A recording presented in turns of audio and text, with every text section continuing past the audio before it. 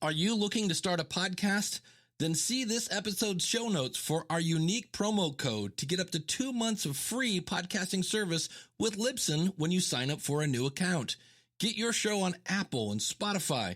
Get helpful audience building stats and all the support you need to sound your best. They can even do video. Bring your podcast to life and have your voice heard here, there, and everywhere with Libsyn. Again, see our show notes for our unique Libsyn promo code and get podcasting.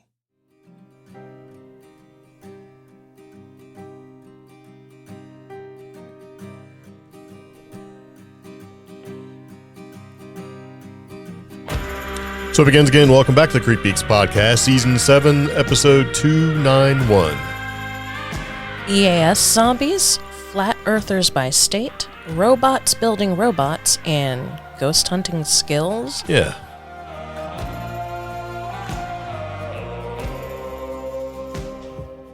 So here we are. Welcome back to the CreepGeeks Podcast. Just to kind of let you know, the leaves are decaying off the trees and assaulting my senses. Your senses. Yeah, I'm dying over here. So it is what it is. It's that time of year where, allergies, man. Can't breathe, throat's all messed up. Now, if you pay attention to the symptoms list of any particular variant of, the affliction that's been afflicting everybody for the past 3 years, it's bad news. Or how about blooming for goldenrod typically begins mid to late August and often lasts into early October, depending on the region you live in. Nice. So that's what it maybe is. You're allergic to goldenrod. It's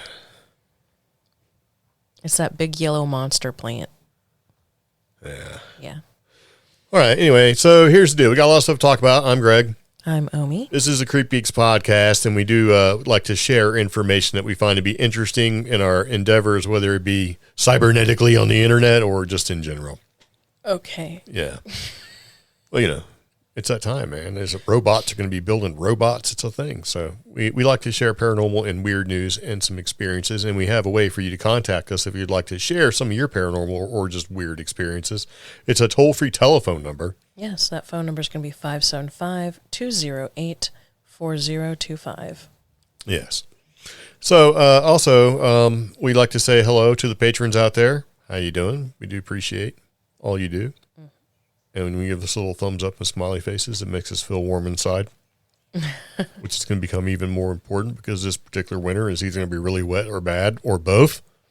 Yeah. According to all the doomsayers out there. Are they doomsayers? How's it? I don't know. Weather almanac people. The woolly worms are all dark now. You know what that means? What? I don't know. It's some kind of old. I think it means if they're all like one color, it's going to be like a wet or a cold winter or something like that. It's supposed to be the partition between them because they're black, brown, black. So depending on how the middle looks determines how weird your winter is going to be. So, yeah. Well, I'm still seeing lizards. It's October, and there's like a bunch of lizards running around. Nobody told them. Meanwhile, every bug and stink bug and spider is there's spider webs everywhere. It's not fall. No. It's spider season. It's just spiders everywhere. It's like, oh, hey, you don't mind if I come in here and hang out, do you? Yeah, he's come crawling on you. You don't mind if I draw a web between both the vehicles so when you try to go to work in the morning, that's what you walk into. It's like, hey, do you have a second to talk about your automobile insurance? Stop. As a whisper. All right, so anyway, we're going to talk about some news. Now, the other day there was the emergency alert thing. Yes, from FEMA. From FEMA. It's supposed to be like some nationwide alert combo where they're like trying to mix like 5G cellular alerts and everything else, right? Okay. And yeah, so the thing is that emergency broadcast system that was happening, it basically sent a signal to cell phones nationwide to activate nanoparticles such as graphene oxide that's been introduced into the bodies. Now, once it receives this signal, right, these particles grow into like threads, and then eventually you get taken over and become a zombie. So you're saying an inert mineral is going to suddenly the last of us inside our bodies due to an alarm emitted from our phones? Not an alarm, the signal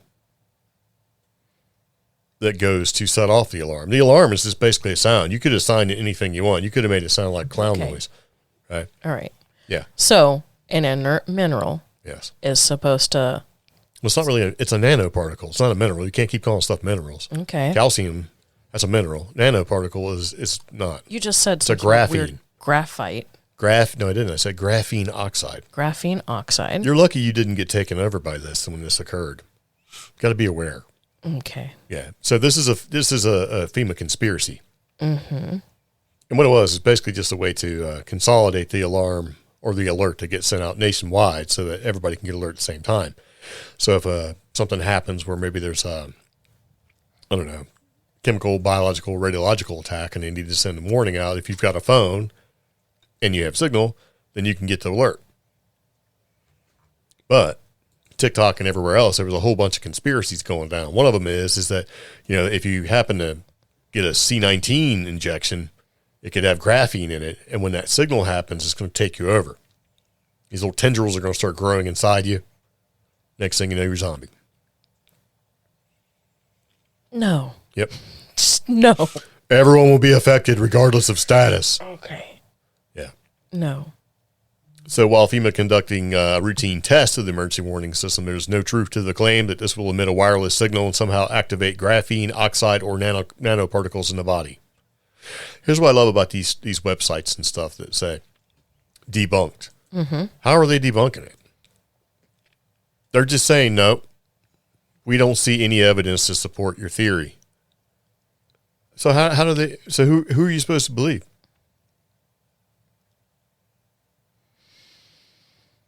You know what I mean? You're just taking someone else's word for it. Did it happen?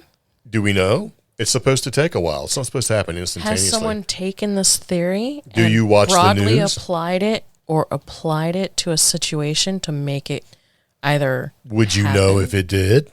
in a controlled scientific environment? Okay. So if it did happen in a controlled scientific environment, what makes you think you'd actually hear about it? Do you think the person who gets paid $18 an hour to make these debunking claims, to look into stuff, that sits there and looks at it on the internet just like you do, you think they go out there and try to do it? This is AP News. It's $65 an article. Okay. Yeah, even better. So that's my whole point. You can't really trust any news outlet for any organizational type theories or conspiracy theories or any of that stuff. You really can't. I'm not going to trust the TikToker that makes $16 an hour. Well, you better hope you're not wrong. I'm fine. So, see, because graphene oxide is not the mRNA-based vaccines of the COVID-19 manufactured by Pfizer, BioNTech, or Moderna. Graphene oxide was used to study vaccine structure only and is not part of the vaccine formulation. See? So it's not That's even... what they're saying. That's why it was in the vaccine. Before they were saying there was nothing in there. But now what they're saying is, they used it to study the structure of the vaccine. Yes, but, okay, if I go to... You can't activate the graphene oxide. All this is designed to make you feel better. The National Library of Medicine's biotechnology information page. This is also used in many forms of small household electronics. Yes. So why didn't those household electronics? Because they're not alive, Naomi. They're not alive. Well, you said it could build these tendrils inside the structure of in the your human body. They're nanoparticles. So why didn't it build these moving structures inside of my toaster? Okay, first off, you don't have a toaster. You have a toaster oven. Ooh. So throw the pinky out for that. Right. So it's even more okay, so no, I mean, okay, it would act much the same way the Last of Us, what do you call it, the mushrooms. Mycelium network. Well, that's the network, but they were called cytohops or whatever they were named, right?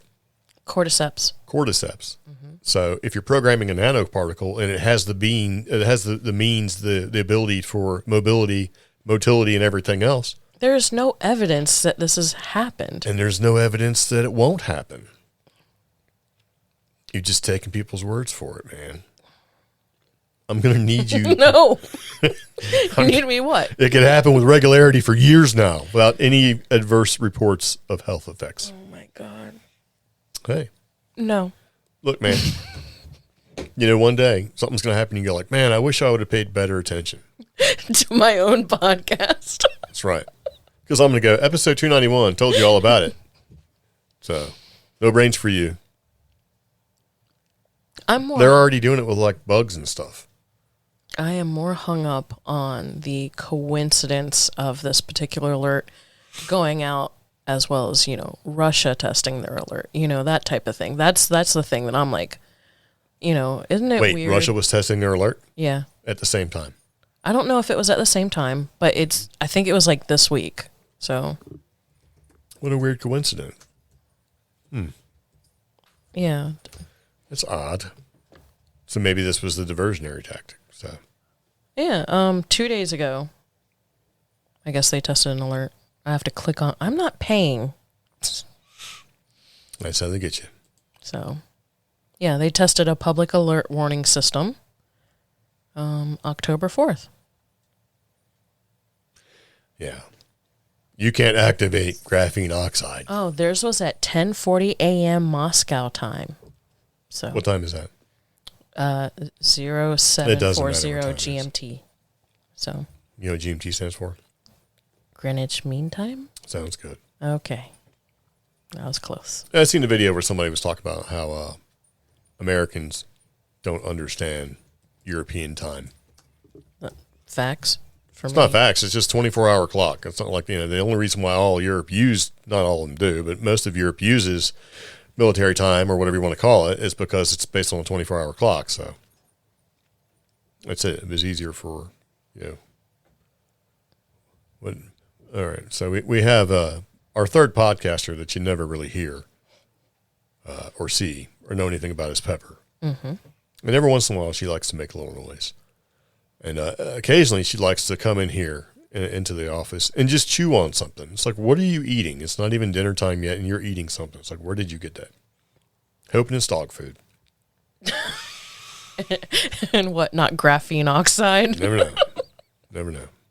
So anyway, so I guess the conspiracy didn't happen, or just keep an eye out. Maybe it's not happening now, but if you ever, if you start seeing some weird instances in the news where they're like, hey, people got this zombie-like behavior, that's probably it. Who knows? I mean, we've got enough stuff going on. Okay.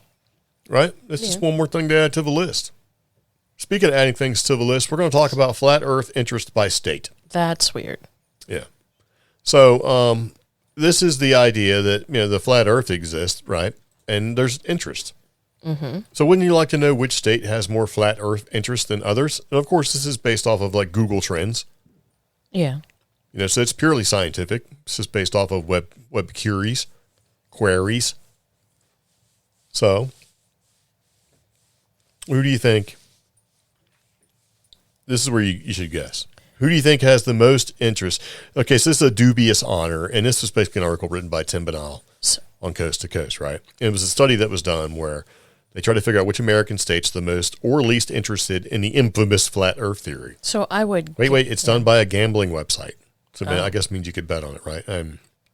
So it was a project where they look at the people it took people from the 50 states and they see who they Googled and all that. So anyway, they just looked at the web queries. I was going to say results, but anyway. So who do you think has the, if you were to guess? Logically, I would think people who would ask that question are probably like the flat plains Midwest states, the ones that are landlocked. Why? Because they're used to it? And all they see is like a flat horizon, So. Well, okay. So my logic would be, Yeah. if you're already at the edge of the world, wouldn't you want to know what's past it? So maybe if the flat Earth theory holds true, then you get past the ice wall and there's like other continents and stuff where you have like the land of Mu and all this other crazy stuff going on. That'd be like Alaska. Huh. So, Alaska. Yeah. Boasted a whopping 314 Google searches for every 10,000 people. That's wow. Yeah. So not to give this more credence than it needs, the top 5 were Colorado, Wyoming, Washington, and Hawaii. And see, that messes me up because we lived in New Mexico Yes. which is at a higher elevation. Colorado, many parts of Colorado are a much higher elevation as well. So when you are at that higher elevation and you're into the outdoors, or you go sightseeing, and let's say you're on a mountain, you can see the horizon on very clear days in places like Colorado and New Mexico where there's low humidity. You can see the curvature of the earth from the top of the Sandias. Well, what they were trying to say now is like, well, it's not really a curvature of the earth that you see. Really, the earth is a flat disc, and it's like having, if you ever put like a drop of water on a table, you know how it still has the round part at the top? Oh, God. That's what you're seeing. Now, Oh, and the rocket launches and everything that goes into space is false because you hit the firmament. oh, God. Yeah. It just, that stuns me, though, that places with like these higher elevations that see that, they're going to use that excuse. Well, I use the ocean. Yeah. I was a Navy guy. I have been out in the middle of the ocean where nearest land was 400 miles in all directions. Yeah. And guess what? But, It was round. You could see the curve, right? yeah. Because if it was flat, you wouldn't need to, you wouldn't need things to have, like for communication, you wouldn't have to have like a satellite or a plane or something, you'd just be able to shoot it straight across. Because like some of my... Like if you were say you were at one part of the country and you had a really strong laser and you wanted to shoot that laser, say 35 miles away, you could just point it straight at the receiving area, right? Mm-hmm. So it's like A to B. Yeah. And there would be no deviation.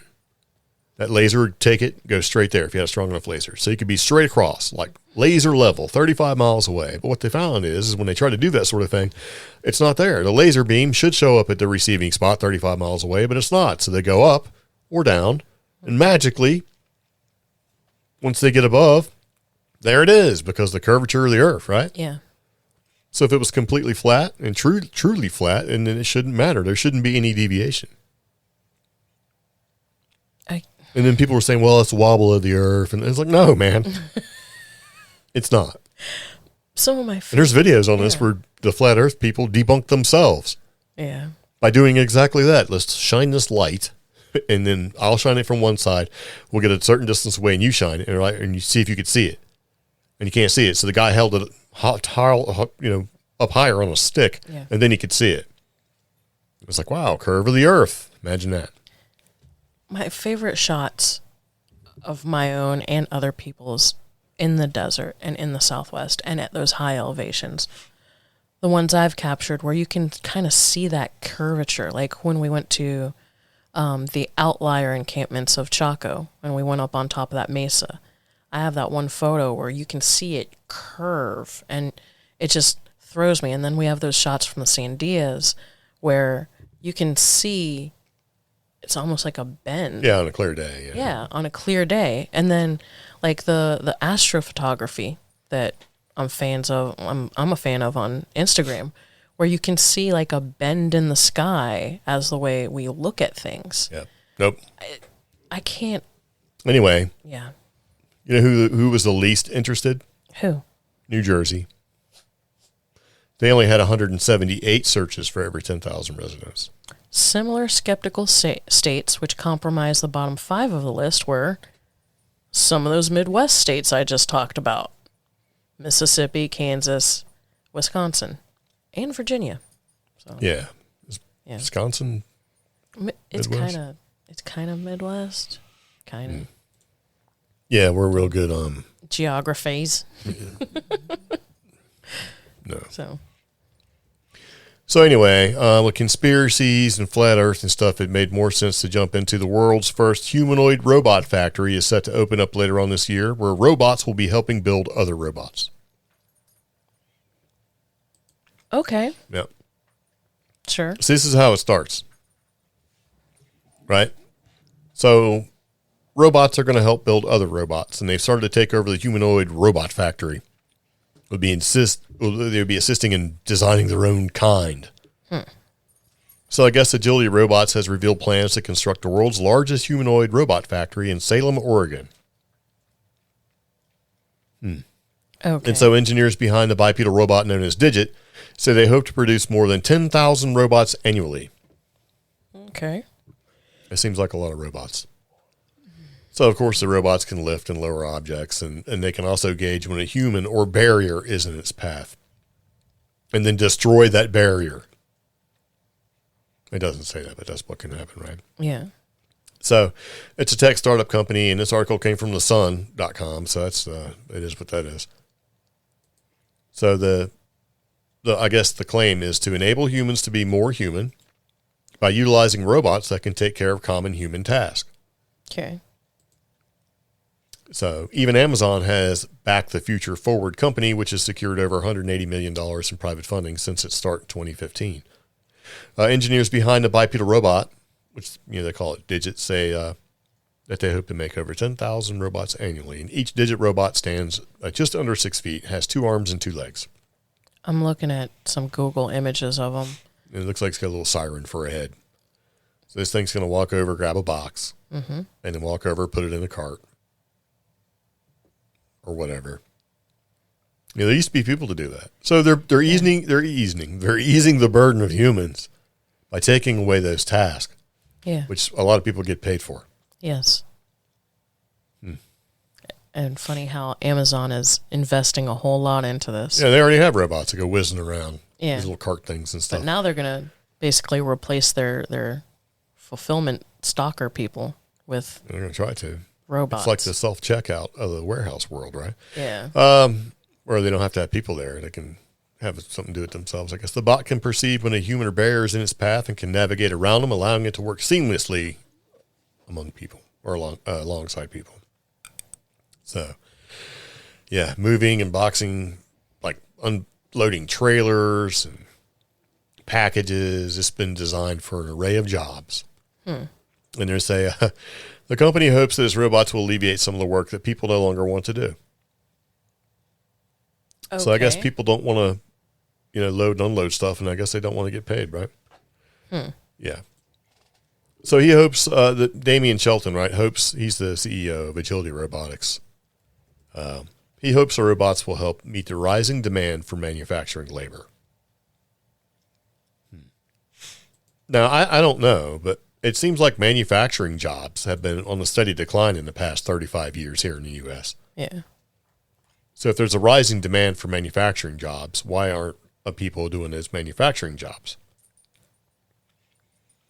You think, there's so much employment opportunities now, according to every survey you see. Oh my gosh, we need so many jobs. And they say that people don't want to work when really people don't want to hire. Yeah. If there's a bunch of manufacturing jobs that paid more than $10 an hour, maybe, I don't know, $18.50, $20 an hour, or whatever you can get for it, what you should be getting paid for it, probably wouldn't have this. This probably wouldn't be an issue. I think this is not an issue at all. They're just trying to forward their tech startup.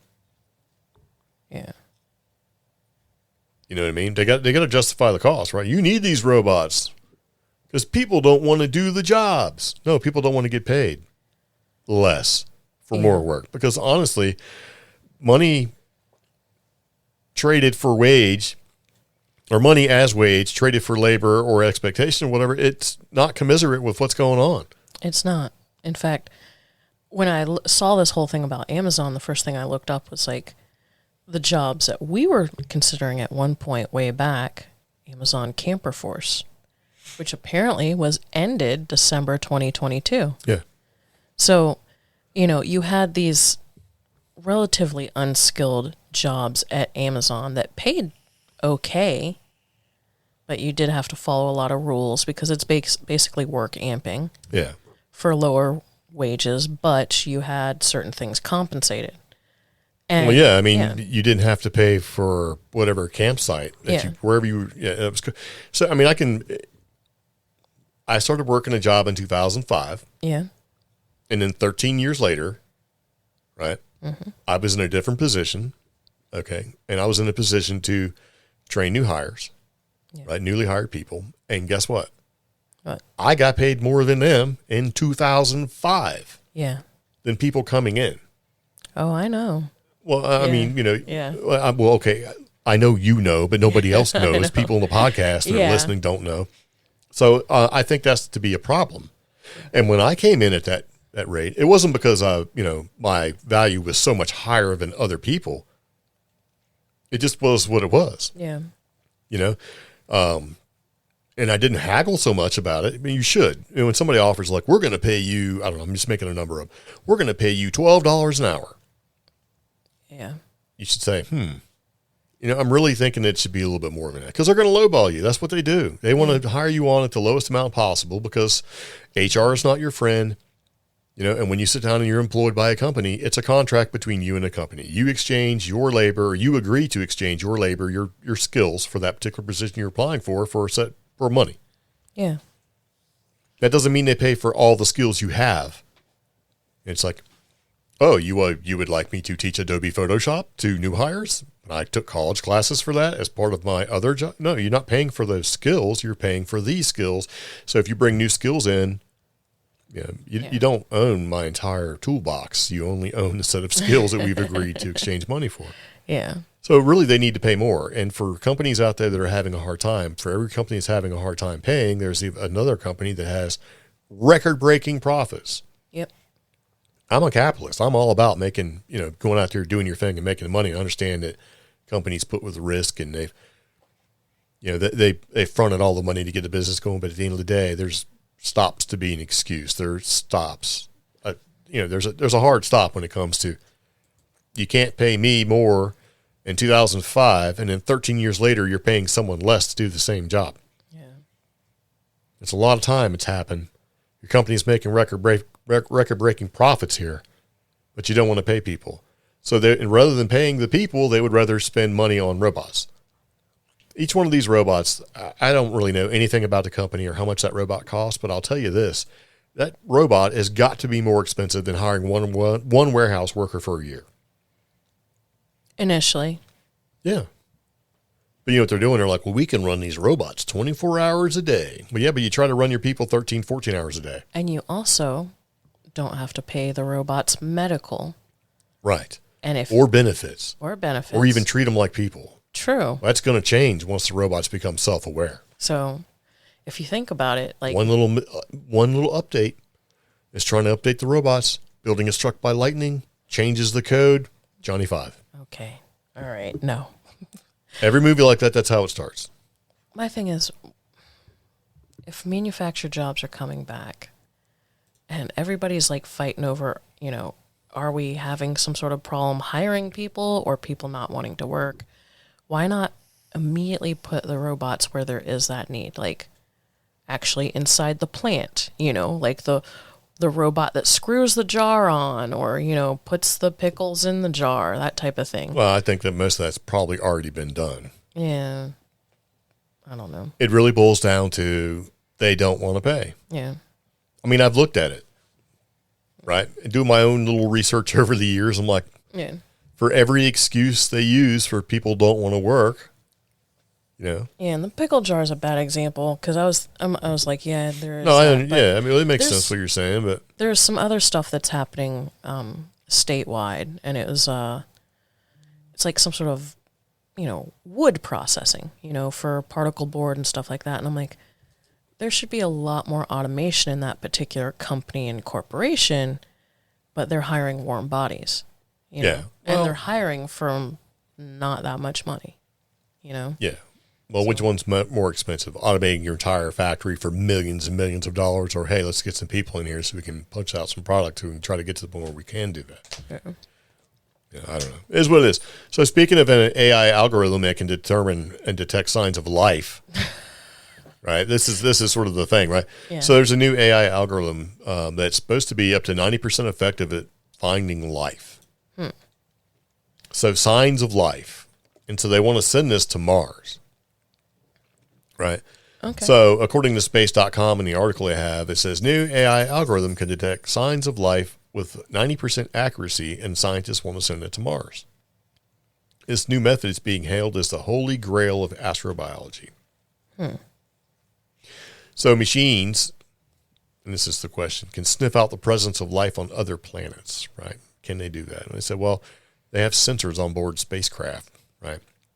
And it's exploring other worlds that can help determine if that be the case or not. So you look at like molecules and stuff to say, yes, this was life. And so they think that they're going to use an AI, newly developed method, using this AI, which would be capable of detecting subtle differences in molecular patterns that can indicate biological signals. And so they can look at like samples that are like hundreds of millions of years old and determine, what's going on. They look for that biological signal. If they find it, they say, well, there was alien life or there is alien life, and they're 90% accurate. Yeah, and I'm skipping parts of the article and looking at things. Yeah, because it's like science. No, because like I immediately when I read this, I thought of a different possibility that would be effective, but it goes down into, looking at those biomolecules like amino acids that hold on to certain information, such as, the chemical processes that made them, whether those chemical processes were organic or inorganic, plus, kind of carbon dating type things. So that addressed the question I was going to have, which was, remember when we did that episode where they dredged Loch Ness for DNA? Yeah, and they found a bunch of eel stuff. That seems like a really good process. Yeah, maybe.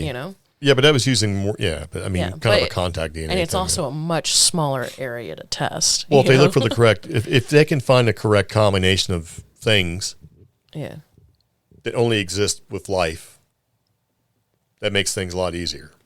Yeah. In determining if there's life there or not. Now, they did apply this AI. Like complex combinations. Yeah.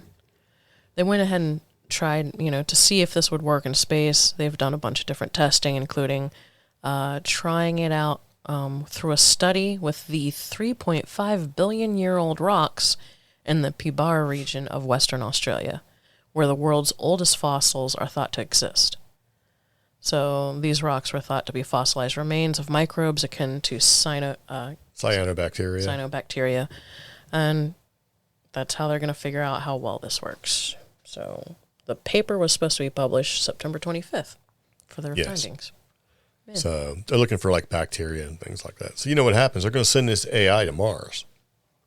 It's going to find life. Yeah. And then it's going to rule that life. It's going to put it together, right? A bolt of lightning is going to happen. It's going to hit Johnny Five on the surface. Would you stop with this? And the next thing you know, you're going to show up and there's going to be a whole world. And when they send spacecraft, lander craft or whatever to the surface of Mars, right? Mm-hmm. And they activate the 5G signal to send information back to Earth. It's going to wake up all those little cyanobacteria and nanoparticles, and that's where it's going to start. No. Yep. You watch. And we'll never know. Oh. Yeah. That's like Mars, They put a lot of filtering and stuff on Mars. Okay. Well, they do. They say, it's a red planet, but it's kind of not. So, I don't know. What do you think? Think it's going to happen? No. Yep. Sure is. Yes. I think we're going to find life and be pleasantly surprised. How? Because it's look at that. That's so cute. It's probably going to be more advanced than we initially thought. So. Well, I mean, if you go back and you look at it, there's a pretty high likelihood that we all came from Mars. There's been several documented movies on this. Yeah. Oh, gosh. All right. I can't think of the name of them. But at least one has Matt Damon. No, he's just a Martian where he basically ate poop fertilized potatoes. Mm-hmm. Anyway, it was a movie. I can't think what it was called. It's like based on the face of Mars and all that stuff, where at the very end goes into the structure. Dude goes into the structure and finds that Earth was seeded by Mars because they were destroying themselves. Actually, it was something that was destroying them. And so they sent all the DNA. No, man, stop. Don't say stuff like that because then people will know that you just put Prometheus I don't know. of the Alien franchise. I have been working all day. I am very tired. You've done this in the past, and I tell you, don't do it. Mm-hmm. Yeah. Anyway, if you remember that movie, it has something to do with Mars. I'm trying to remember who's in it, but it was actually a pretty decent movie. It goes in threes. There's actually 3 movies like that. One of them is that the robot probe that they sent got corrupted or something. Right, it was part of their landing team. It looked like a dog, and it was just running around killing everybody. And it could launch like a helicopter from its back, like a drone, and it'd fly around and kill you too. And then you know what happened? 10, 15, 20 years later, whatever it was, because I can't remember when the movie came out. What? Same thing. They had a little lander thing, and then they have a helicopter. It flies around and takes pictures and stuff. So I bet Dave knows in this movie. So if you're listening there, Dave, let us know. Okay. So this thing is going to go to Mars, this algorithm. So you don't say what vehicle is going to be used to get this algorithm out there. It's probably going to be self-aware. If you got an AI, right, to help determine if things are alive or not, why not send an AI that is alive so it can basically take care of all the hard stuff like moving around, like mobility, the manual part of it. Okay. And then they join together, talking to the bacterias and stuff. That's what's going to happen. Yeah. So you need to know how to get rid of poltergeist. Do I, though? No. Okay. But what you should know is how to do the paranormal phone experiment. All right. So I thought this was pretty interesting because somebody is going to read the same article, and then on one of these ghost hunting shows, they're going to have a groundbreaking new way to do things. This exclusive, groundbreaking equipment designed. Yeah, it's like, wow, I read about that in a book from the 50s, but no, groundbreaking. Yeah. So what is the paranormal phone experiment? What it is a method of spirit communication used by paranormal investigators. So spirit communication is all sorts of different ways you can do that. You can use a spirit box, right? It's like the radio sweeps through the frequencies. You do, and then you hear a word like poop, and you're like, he said poop, right? Yeah. So, and there's all sorts of like other things to do. But when it comes to ITC, which is basically a type of communication, right, where you're trying to get basically intelligent communication or responses from a device that shouldn't necessarily have that capability, right? So if you have a radio sweeping really fast frequencies and words that stop in response to questions or words that pop up in response to your question, you can be like, oh my gosh. Yeah. And especially if you're using like an FM radio and you hear a response and it's a cuss word or something like that, there's a high likelihood that's probably not going out over the air. But the phone experiment is a method of communication where it sort of falls under the umbrella of, looking for stuff like EVPs for the instrumental transcommunication. So, EVPs, electronic voice phenomenon, you capture unexplained voices on electronic devices. And a lot of times you use digital recorders to make that happen, or even the old school tape recorders. So questions get asked aloud, and then you listen back to your recording because while you're asking the questions, you're using your device to record at the same time and hopefully trying to find a spirit's voice in response, right? Okay. Another method of doing the EVP is using real-time EVP, where you use a device like the spirit box we're talking about, or a radio or some other similar electronic device. And if you hear it while it happens, then there's no reason to play it back because you heard it live in real time. So recording the EVPs is the most commonly used practice today. Traditionally, EVPs were much more commonly heard in real time through radio receiving and even telephones. So one of the early pioneers in EVP, Sarah Estep, once recorded a telephone call from a fellow EVP researcher, right? And it is said this guy, Radive, made similar calls to two other researchers in the field. So the recording was 20 years old. It's like, what is that? So how do you do the phone experiment? You take a mobile phone call, or mobile phone, right?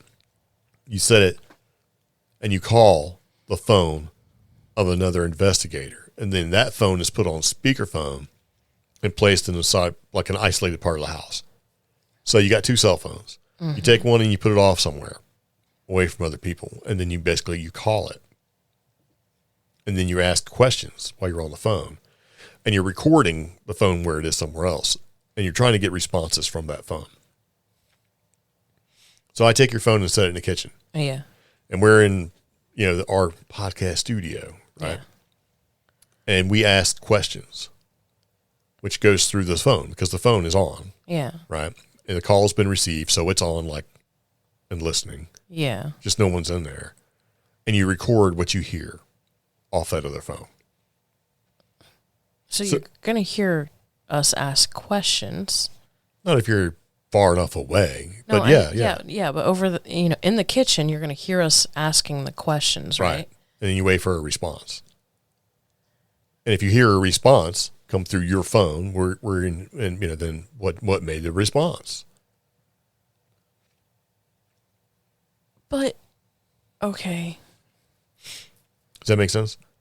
I think. So we're in one room. Mm-hmm. The phone is by itself. Mm-hmm. It's connected. It's an ongoing call. We ask questions, and if we hear responses. On our side? Yeah. Okay. And of course, you're going to put a recorder in there with the phone, right? So that way you have. Well, see, that's where I'm like, okay, are we going to be paying attention to the responses on our side here in the studio or on whatever gets recorded with the recorder and the phone in the kitchen? Both. Okay, because what if you catch something in the kitchen on that recorder, but we don't hear it while we're here in the studio? There you go. Oh, gosh. That's double the investigation, like post-investigation time. It's double the ambiguity is what it is. It's like, wait. It is. Yeah. Well, it's just like leaving a phone. Okay. But see, the thing is, though, you're adding the intelligent part by asking questions, stuff, looking for the interaction. On top of that, that is assuming everybody's cell phone connection is crap. Because most of the time, that extra noise or whatever is due to a poor cell connection. Only rarely, if... Is it? And that's where we're all hopeful. Right. But... Oh my gosh. Since it seems that spirits are able to communicate using other digital devices such as handheld audio recorders, there must be a way that you can use modern phones in this. Presumably, the spirit will be able to imprint its voice using the analog component of the device, its microphone.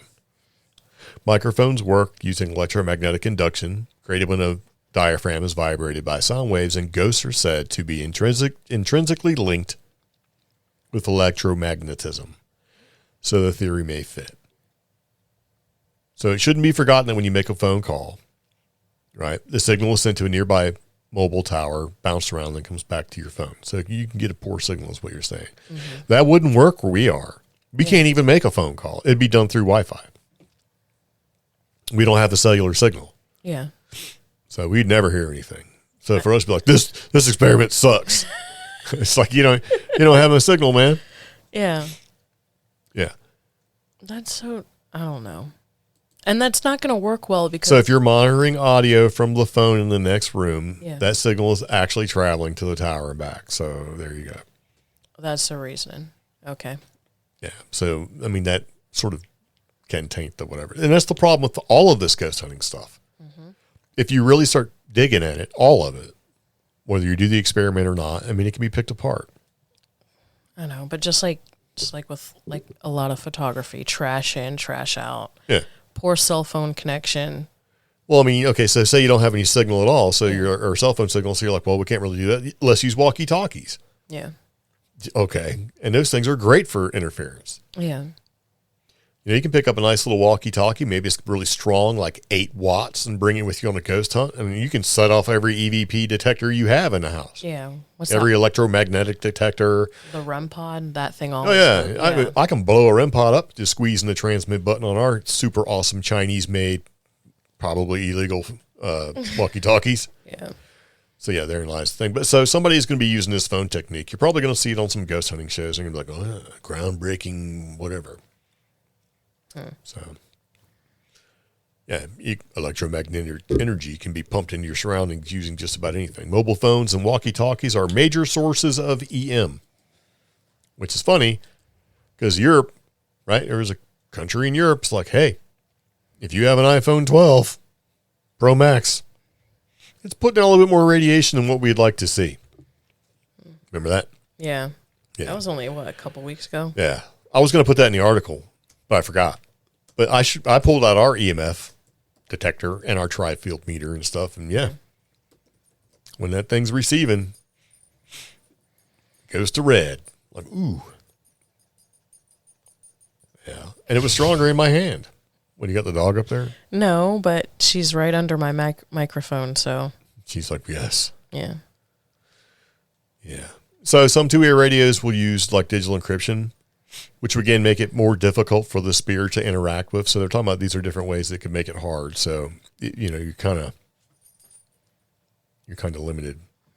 If you have like digital radios or digital phone encryption technology and stuff, you may not get the results you're looking for. Yeah. So you can trigger sounds through walkie-talkies and give them like trigger object type stuff for sounds. But I don't know. I put it in there thinking, well, this is mediocre at best. Maybe I'm not explaining it right. Maybe I need to see it done by paranormal professionals. Yeah. I mean, I know you laugh. And what's the difference between a paranormal professional and a non-paranormal professional?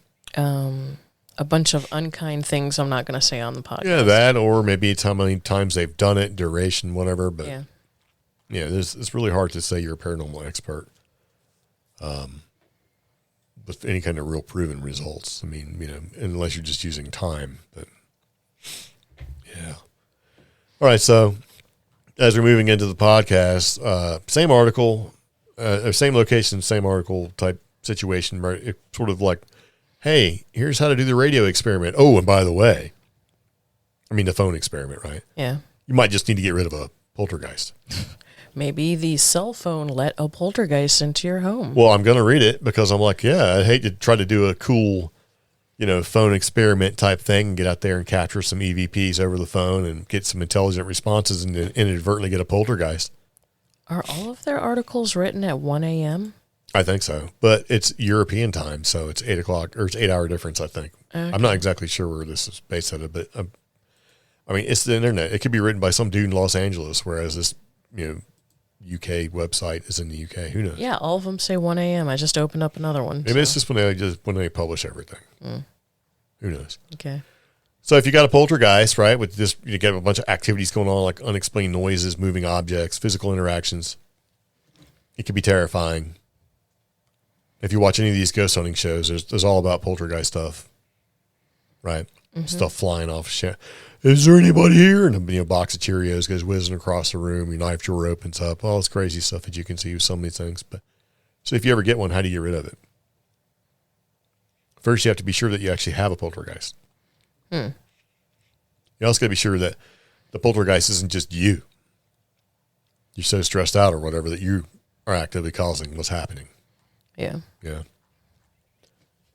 So if you look at the traditional definition of a poltergeist, and it talks about calling them effectively manifestations of intense physical or emotional energy, right? Yeah. So the current beliefs have moved away from the human-centric viewpoint because they would say, hey, if you have adolescent girls experiencing emotional turmoil, that can cause problems. Yeah. Because of the energy that comes out, right? And so if you take that side of it away and you're looking to classify poltergeists as supernatural entities, right, off on their own, away from it. So how do you get rid of them? And you keep reading through the article and it doesn't really say, right? It's like, okay, so keep talking about all that stuff. But yeah. So below are several methods that you can use to remove a poltergeist from your home. While your results may vary, of course, that makes sense. Depends on your individual experiences and beliefs. Yeah. These approaches offer a starting point in reclaiming your space. Yeah. Preparation. DIY ritual. Yeah. Well, the preparation part, start by decluttering the space where the ritual will take place. Mm-hmm. Open the windows so you can get ventilation and you can get the energy out. Position a candle in the room you feel is the most affected. Right? And get all the other stuff that you might need. So you can get like positive energy from it. So things that you possess give you positive energy. Know what I mean? Mm-hmm. So you want a positive experience, right? So that's going to be your sort of, I'm going to counteract the negative, my positive. So you get the candle, put a candle center of the room where you feel the most of the energy is. You get your positive energy objects, right, to include in your ritual. This could range from salt, from a comforting symbol, cherished photograph, talisman, whatever. Then you have to set the intent. Yep. So you want to clearly establish what you wish to accomplish with the ritual. And like I say, this could be, as simple as saying, I intend to cleanse this space. And it says you could do it either silently to yourself or aloud. Do you agree with that so far? Huh? Do you agree with that so far? Yeah. This is a part of the DIY ritual that they outlined. So, yeah. And it's very simple. We know with other things paranormal, you set a space, you prepare beforehand, you set the intent, you walk into the situation with a clear mind and with a clear intention, in this case being positive, cleansing the space. You perform the ritual. That's where it gets, this article has a brief overview, but the thing about ritual is it's something you do, that you create. So you're the one that maps out how this is going to go, whether it's lighting the candle and saying things or thinking things or prayer or whatever you feel would best help you cleanse your house of either the negative energy or the poltergeist.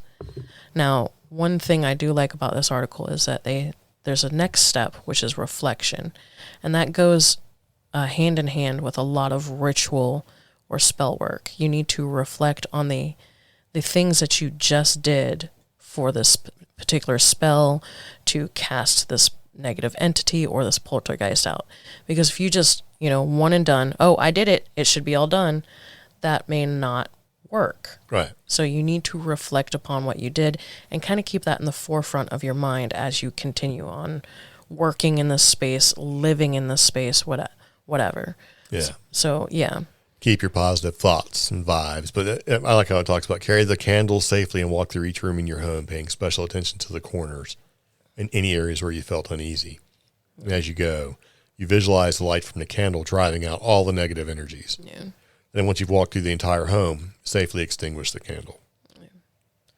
And then go through, and you can do a spiritual cleansing as well using sage and pretty much the same processes. Palo Santo and yeah.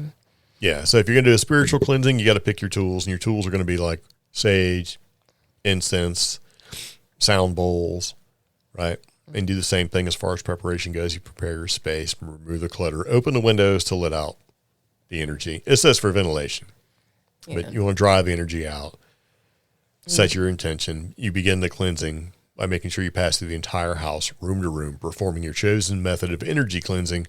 And as you move through each room, you employ your chosen method, which is the sage, incense, sound bowls, whatever it winds up being that you feel happy about, right? And then, of course, your sage is important. And that's what you're going to use and cleanse you and the house. And as you do the cleansing, you got to visualize the energy leaving the house. And then once you're done, do the reflection, and then you close it, and you thank all the healing energies, the helpful energies, for helping you drive out the non-helpful energies. And then you got to do this periodically. Mm-hmm. So you kind of maintenance. And then there's other sections in here where it talks about using the prayer of St. Michael, which is traditionally a Catholic way to do it. I don't know how that works. If you're not overly religious or religious at all, I don't know how the prayer of St. Michael will work, but it probably couldn't hurt. Yeah. So that's how they say to do it.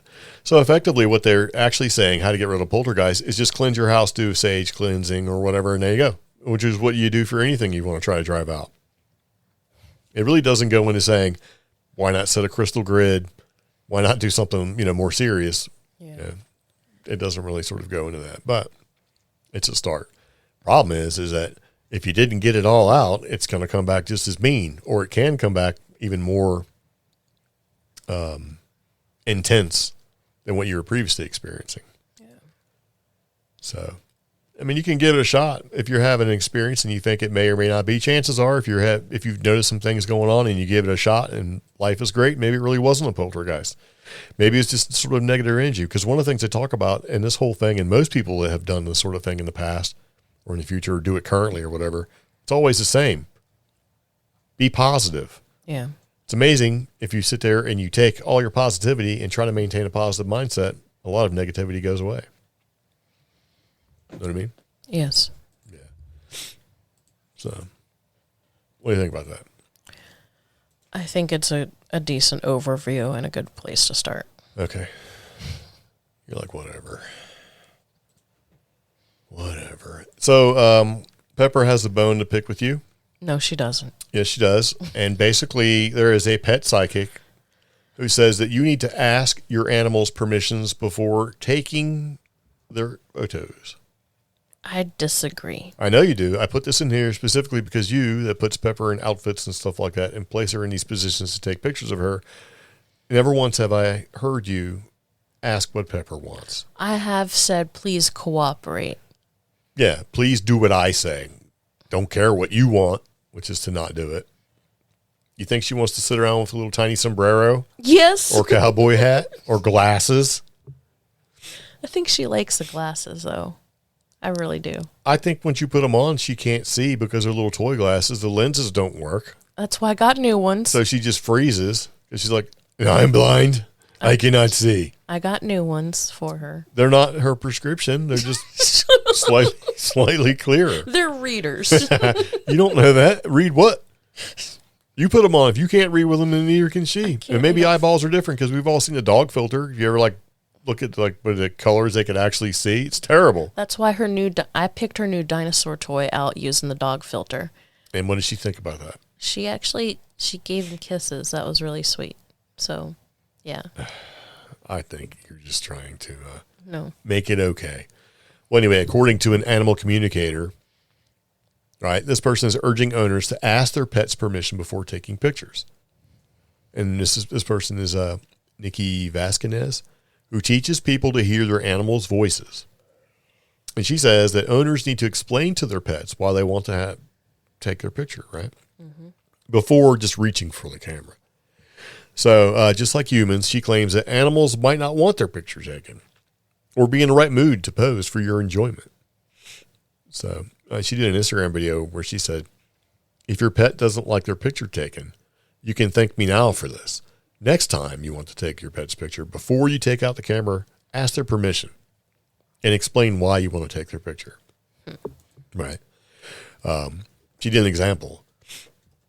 It says, she's talking to this, I guess, dog, right? Yeah. Donald, can I take your picture right now?